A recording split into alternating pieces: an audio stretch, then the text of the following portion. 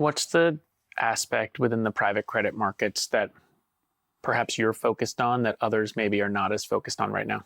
I think it comes back to keeping the underwriting discipline and the discipline for terms so that you're not just chasing the opportunity. And in our case, that means direct origination is a great supplement to the origination that comes from intermediaries and sponsored back, and doing the Are You Sure tests on the credit underwriting and on the stress testing.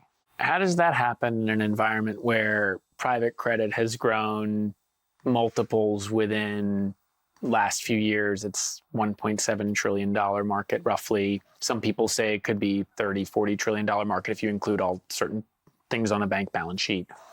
And there's also pretty significant demand from investors to invest into private credit. So how does the industry make sure it is cognizant of what you said, which is make sure you do good underwriting as there's a growing market and more capital flows into the space?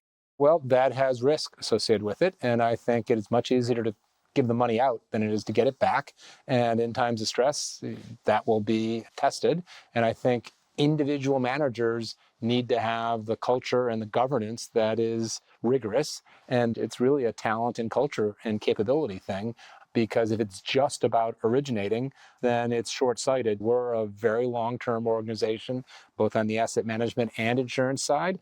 And part of our approach to private credit is we are a lender of private credit. We are not owning the same companies. If you have both the equity ownership and the debt, and you have on the same firms a stress scenario, whose interests are you representing?